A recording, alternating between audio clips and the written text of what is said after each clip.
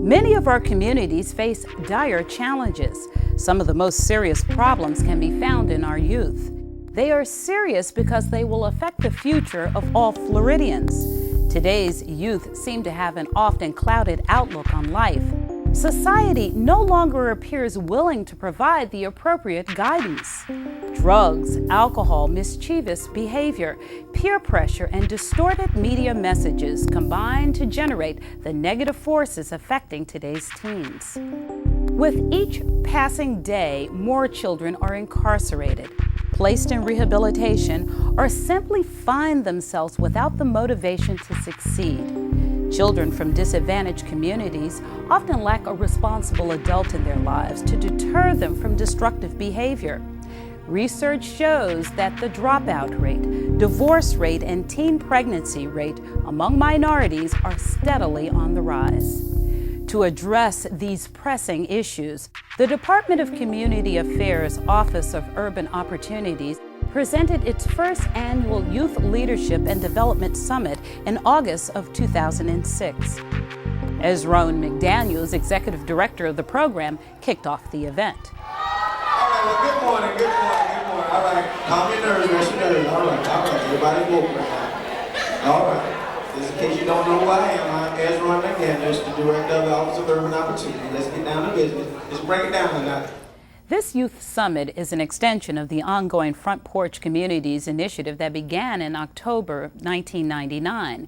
It broadens this initiative by focusing its efforts entirely on young people. Open to high school students from any of the 20 Front Porch communities in Florida, the summit was an all-encompassing three-day event that included a wide variety of programs on topics ranging from peer pressure and media influence to leadership skills. A.J. Calloway served as a special guest speaker. A.J.'s resume includes a diverse range of personal successes, including hosting 106 & Park BET's Top 10 Live, motivational speaking engagements across the U.S., a professor's position at Howard University, and numerous successful business endeavors. His experience with media gave him tremendous credibility to challenge the myths it presents. I started thinking about how what we were showing on a daily basis was affecting the youth of America, because I went around and I spoke to so many different groups of people, and a lot of teens seem to get it a little twisted and a little messed up. They don't realize that it's merely entertainment. All the stuff you watch is entertainment. It's not meant to enter and train your mind. It's entertainment. All those videos are fake. He also challenged the summit participants to really listen to the music they hear every day. Music that heavily influences their lives, often with mixed messages. Write down the lyrics of your 5 favorite songs, word for word, every word. Then turn the music off. Take the lyrics, look at them, and read them to yourself. Now, if you do this, and the lyrics that you read reflect how you feel about yourself and who you want to be, cool. If it doesn't, question and think about the stuff that you listen to. Because there's nothing more powerful than music. There's nothing more powerful than music. It touches your mind, your body, your soul, your spirit. The summit also touched on personal health matters, a topic that can profoundly impact a young person's life. You have to let your sex partner know you are HIV positive. A lot of people don't listen. I had this young girl, she really upset me because she got HIV when she was 12. Okay?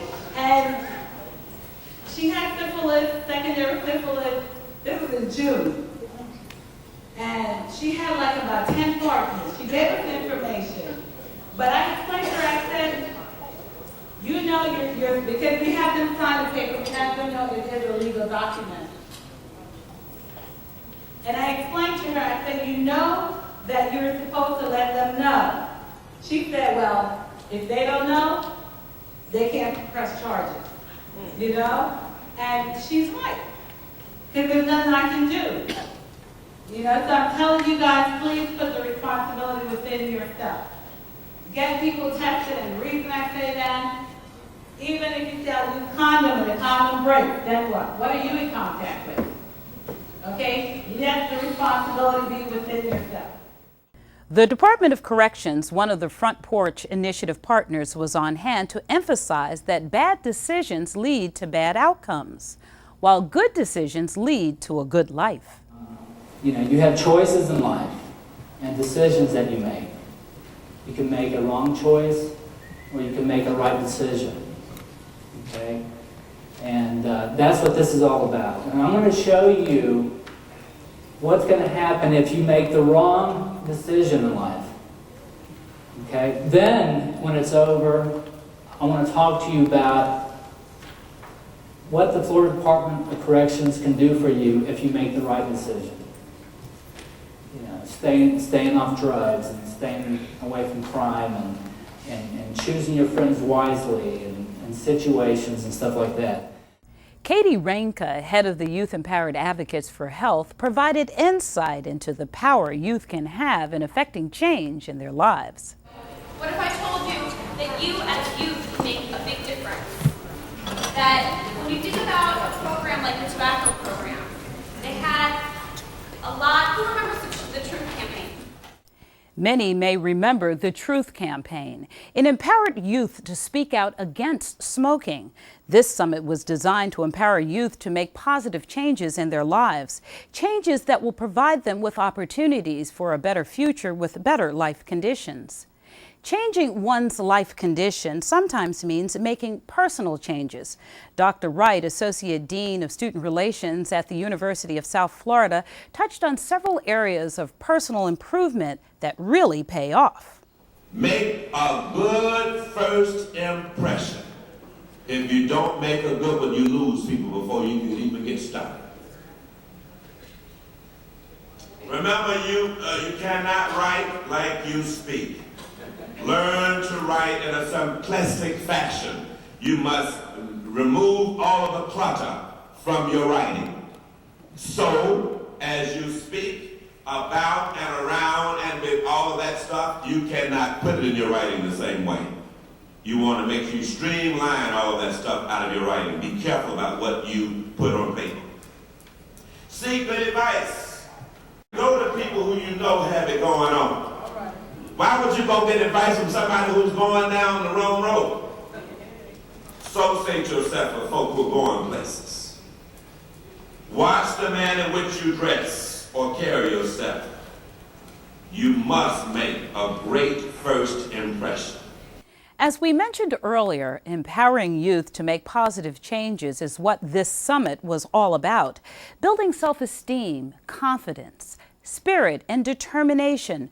Building the leaders of tomorrow. And there's an old saying, or there's a definition of leadership that I appreciate and I adhere to, and it's that a leader is able to get himself or herself or the other people that they're following to do things that they never thought they could ever do.